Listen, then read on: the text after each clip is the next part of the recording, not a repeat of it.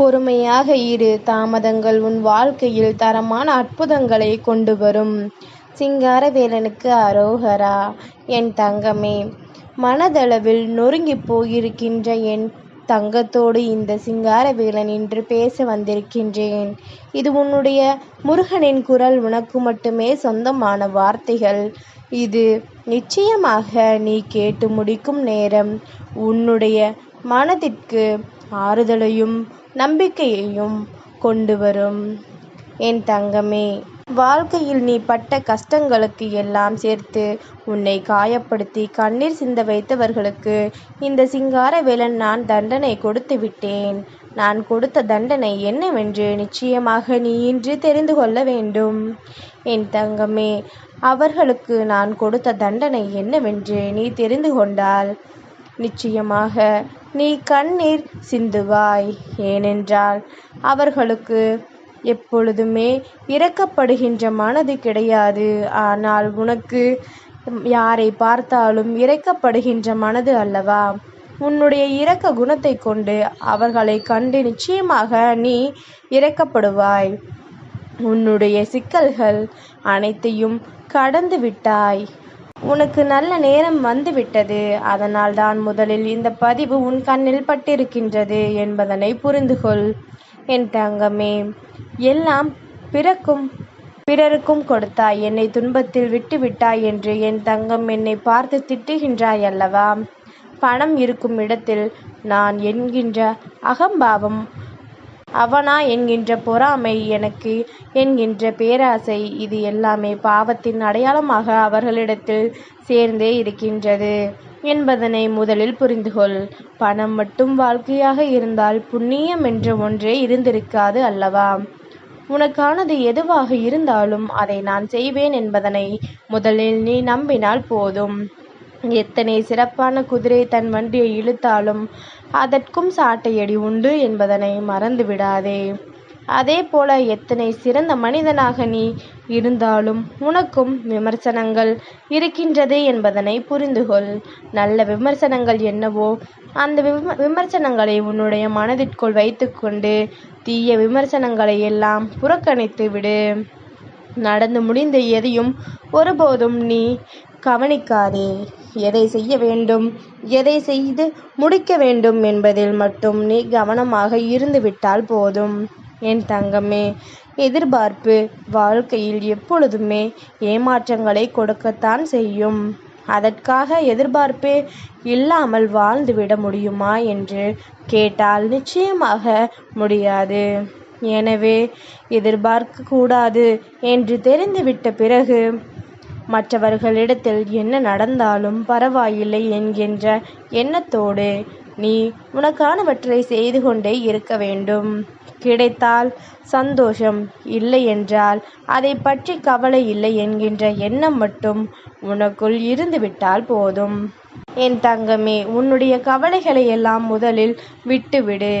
இந்த கவலைதான் இது நாள் வரையிலும் உன்னை வேறு எதையும் செய்ய விடாமல் தடுத்து நிறுத்தி கொண்டிருக்கின்றது என்பதனை முதலில் நீ புரிந்துகொள். உனக்குள் இருக்கின்ற இது போன்ற குணம் உன்னை அடுத்தடுத்து எதையும் செய்ய விடாமல் தடுத்து நிறுத்தும் என்பதனை முதலில் நீ புரிந்து கொண்டால் போதும். என் தங்கமே, எதிர்பார்ப்புகளை நீ வைப்பதற்கு முன்பாக சிந்திக்க வேண்டிய விஷயம் என்ன தெரியுமா? நாம் சரியான இடத்தில் கேட்டிருந்தால் நிச்சயமாக உனக்கான எதிர்பார்ப்புகள் பூர்த்தியாகி இருக்கத்தானே செய்யும். என் தங்கமே, சரியான இடத்தில் கேட்டிருந்தால் நீ பட்ட துன்பம் எல்லாம் உன் வாழ்க்கையில் இல்லாமல் போயிருக்கும். உனக்கானது உரிய நேரத்தில் உன்னை வந்து சேர்ந்திருக்கும். அதனால் எதுவாக இருந்தாலும் எதை நினைத்தும் வருத்தப்படாதே. இப்பொழுது மட்டுமல்ல, எப்பொழுதும் என்னையே நினைத்து முருகா முருகா என்றல்லவா என் தங்கம் போற்றி கொண்டிருக்கின்றாய். உன்னை நான் எப்பொழுதும் கைவிட்டு விட மாட்டேன். உன்னுடைய எதிர்பார்ப்புகள், வேண்டுதல்கள் அத்தனையும் நான் நிறைவேற்றி கொடுப்பேன். நடந்ததையே நினைத்து கவலைப்படாதே. இனி உன்னை கண்ணீர் சிந்த நான் ஒருபொழுதும் அனுமதிக்க மாட்டேன். நீ எதை நினைத்து என்னை சரணடைந்தாயோ அது நிச்சயமாக உனக்கு வாழ்க்கையில் கிடைக்கும். என் தங்கமே, 1000 பேர் உன்னை ஏமாற்ற திட்டம் போட்டாலும் அதை முறியடித்து உன்னை வாழ வைக்க உன் முருகன் நான் வருவேன் என்பது உன் நினைவில் இருக்கட்டும். எத்தனை துன்பங்களைத்தான் நான் தாங்குவேன். சரி, நீயும் என்னிடத்தில் இதைத்தான் சொல்கின்றாய் என்று சொல்கின்றேன் அல்லவா என் தங்கமே. ஆனால் உன் முருகன் சொல்கின்ற இந்த விஷயத்தை கவனமாக கேள். நீ கேட்டிருக்கின்ற பலன் பெரியதல்லவா? அத்தனை சௌபாக்கியத்தையும் உனக்கு நான் தர வேண்டுமென்றால் உன்னை நான் சோதித்து பார்க்க வேண்டியது அவசியமாகின்றது அல்லவா?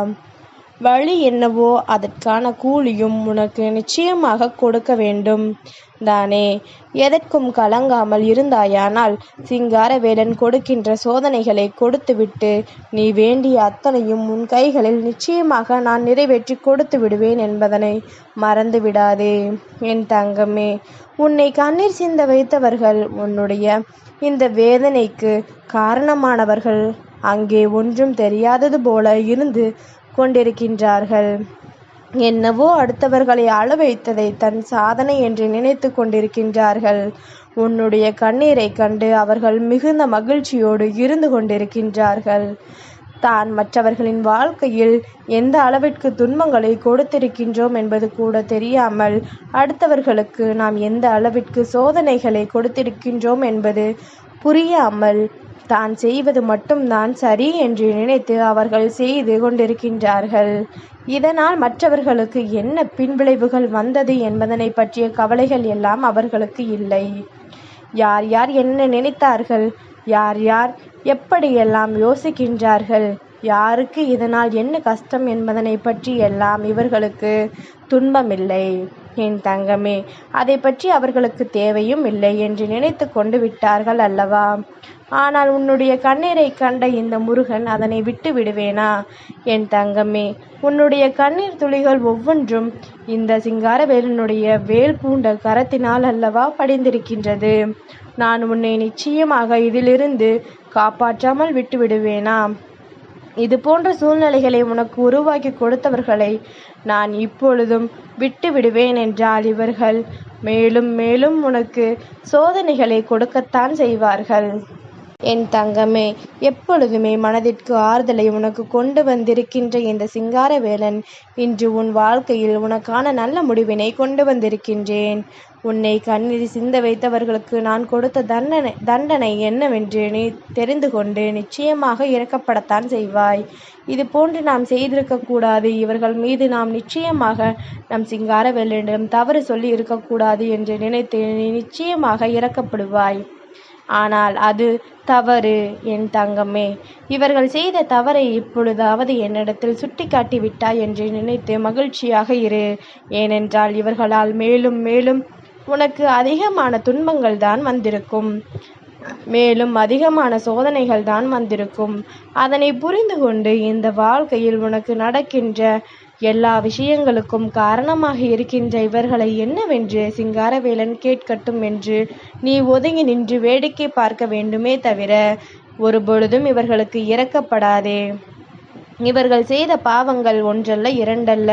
உன் கண்ணீரை சிந்த வைத்து வேடிக்கை பார்க்க துடித்த இவர்களுக்கு உன் முருகன் கொடுத்த தண்டனை என்னவென்று நிச்சயமாக இன்று நீ தெரிந்து கொள் என் தங்கமே. பொதுவாகவே தெய்வம் தன் பிள்ளைகளிடம் எதிர்பார்ப்பது உண்மையும் நேர்மையும் தான். அதுவே இங்கு இல்லை எனும் பொழுது இவர்களுக்கு இனிமேல் என்னிடத்திலிருந்து என்ன கிடைக்கப் போகின்றது?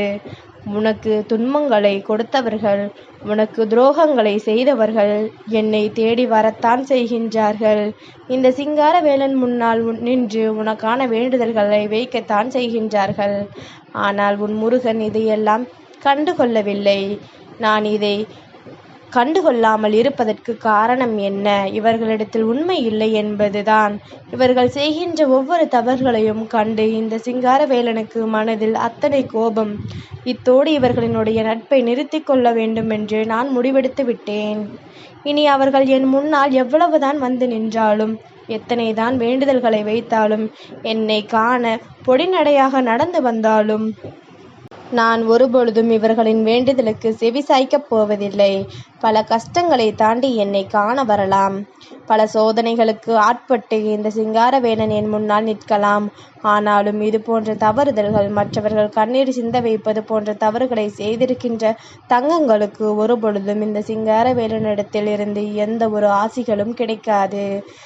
இது தான் அவர்களுக்கு நான் கொடுத்திருக்கின்ற தண்டனை. நீ நினைத்து பார், பல கஷ்டங்களை தாண்டி திருச்செந்தூரில் இருக்கின்ற இந்த சிங்காரவேலனுக்காக பொடிநடையாக நடந்து வந்திருப்பார்கள். அல்லது ஒவ்வொரு இடத்தில் இருக்கின்ற இந்த சிங்காரவேலனை காண்பதற்கு இவர்கள் பல கஷ்டங்களை தாண்டி வந்திருப்பார்கள். ஆனால் நீ எத்தனை தடைகளை தாண்டி வந்திருந்தாலும் உனக்கு இங்கு வந்ததில் எந்த பலனும் இல்லை என்று தெரிந்தால் அது அவர்களுக்கு எத்தனை வேதனைகளை கொடுக்கும். அதைத்தான் உன் முருகன் சொல்கின்றேன். இத்தனையும் செய்துவிட்ட பிறகு இந்த சிங்காரவேலனிடத்திலிருந்து அவர்களுக்கு நல்லது நடக்கும் என்று ஒருபொழுதும் எதிர்பார்க்க முடியாது.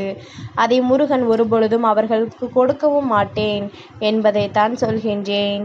இந்த தண்டனை போதுமா, அல்லது இதற்கு மேலும் வேறு எதுவும் கொடுக்க வேண்டுமா? என் தங்கமே, இதற்கே நீ இறக்கப்படுகின்றாய். எதற்கப்பா இது போன்ற தண்டனைகள் எல்லாம் கொடுக்கின்றீர்கள்? அவர்கள் எனக்கு செய்த தவறுகளுக்கு அவர்களினுடைய சொந்த விஷயங்களுக்கும் என்ன சம்பந்தம் இருக்கின்றது? அவர்கள் வாழ்க்கையை நல்லபடியாக மாற்றிக்கொள்ள நினைக்கின்றார்கள் என்றால் அதற்கு நீ ஒருபொழுதும் எந்த விதத்திலும் எதிர்ப்பு தெரிவிக்க கூடாது என்றுதான் என் தங்கம் நீ என்னிடத்தில் சொல்வாய். நான் இனி உன் பேச்சை கேட்க விரும்பவில்லை. ஏனென்றால் நீ உனக்கு எத்தனை கொடிய பாவங்களை எல்லாம் செய்தவர்களுக்கு கூட மன்னிப்பு கொடுக்க முன்வருகின்றாய் என்றால் இனிமேல் இதைவிட பெரிய தவறை செய்வதற்கு அவர்கள் துணிந்து நிற்பார்கள். இதை எண்ணி ஒருபொழுதும் ஊக்குவிக்க முடியாது. நீ சொல்கின்றாய் என்பதற்காக என்னால் உன் பக்கம் நிற்கவும் முடியாது. இந்த நேரத்தில் இந்த சிங்காரவேலன் கொடுத்த தண்டனை சரியானது என்பதனை புரிந்து கொண்டு அதனை நீ உணர்ந்து நடக்க பழகு. நடப்பது எல்லாம் நன்மைக்குத்தான். சிங்காரவேலனிட இருந்துவிட்ட உன் வாழ்க்கையில் இனி ஒருபொழுதும் உனக்கு தொல்லைகள் இல்லை. சிங்காரவேலனுக்கு அரோகரா.